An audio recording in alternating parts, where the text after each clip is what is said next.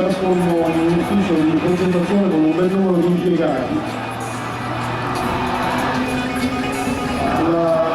Sintex, che è la società che lasciamo costituita, bellissima, il CAP 231 è una versione successiva al CAP 230, del quale erano stati sostituiti i longeroni costruiti dalla Extra tedesca, longeroni costruiti in materiale leggerissimo, componenti in fibra di carbonio. Walter Extra era quello che aveva progettato appunto queste nuove ali che erano state montate sul CAP 230. Dal 2001 è diventato uno dei numeri di punta del volo acrobatico con programmi liberi, tant'è che il velivolo si è aggiudicato al campionato mondiale per acrobazia del 1990 e dal 90 al 98 il velivolo è stato anche il cavallo di battaglia della pattuglia acrobatica francese, la pattuglia acrobatica francese che è un team che vola insieme ai grandi della PAF che hanno il di Oggetto,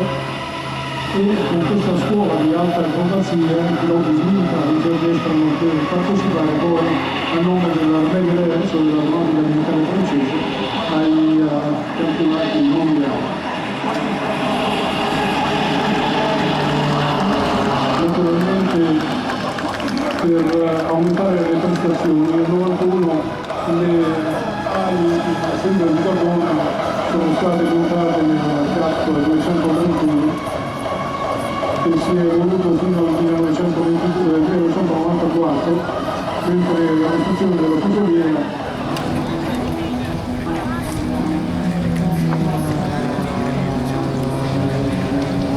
naturalmente il velivolo è monoposto, ha una lunghezza di quasi 7 metri, pesa a vuoto soltanto 630 kg e con il pilota carburante può arrivare a 730 kg, che con il velivolo in condizioni di volo al massimo per peso a decollo può arrivare a 820 kg. Il motore è un Light Home da 300 cavalli di potenza, ha una velocità di crociera di 300 km/h, mentre la massima velocità per non superare di poco supera i 400 km/h. Il velivolo con una velocità di stallo di 90 km/h ha un range, cioè la possibilità di volare per 360 km, cioè 194 miglia alla velocità con un asse di 270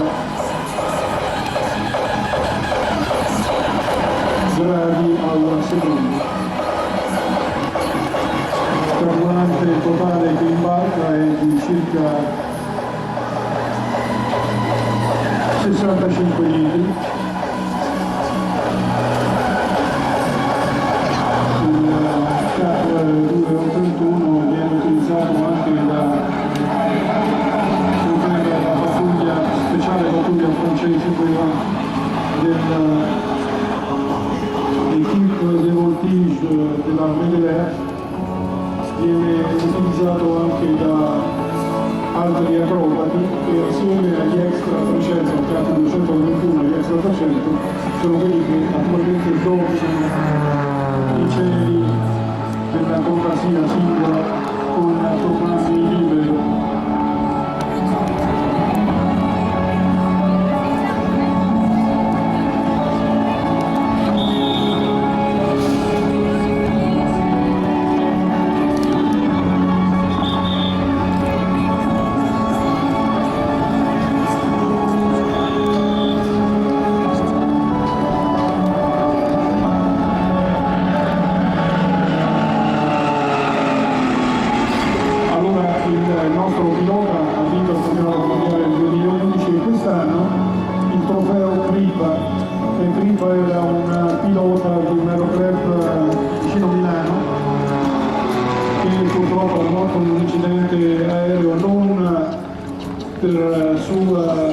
fragilità, ma purtroppo per l'interferenza avuta a bordo da un altro pilota, quindi era un famoso, tra l'altro Clip era tra l'altro un famoso pittore, le cui opere oggi valgono una cifra. Questo pilota viene invitato nelle manifestazioni più importanti per far vedere appunto quanto sia il valore effettivo della macchina, non solo ma del pilota per il corpo umano. Le manovre tipiche che il pilota esegue vanno dall'offshore, cioè questa figura che poi esegue anche il solista che tutti gli acrobatici nazionali, vite piatta, come riferito, una vita piatta con 12 giri di vite, tutti sotto perfettamente il controllo del pilota. Sentite le snodomate che fa il pilota per uscire dalla situazione e riprendere il suo volo normale. Manovre di routine che contano poco, ma è la precisione con la quale vengono eseguiti. Vedete ora il volo rovescio. Anche il volo rovescio è un volo che richiede particolari dosi e abilità. Per esempio questa salita in volo rovescio non comporta per il pilota di essere soggetti a un carico di G negativi, cioè i G positivi sono quelli che tutti noi abbiamo in questo momento, che è la forza di attrazione che la massa del nostro corpo subisce verso il centro della Terra. E aumentando il numero dei G positivi succede che il sangue dal cuore, dalla testa, tende a andare verso le estremità del corpo, per cui mancando con alto numero di G,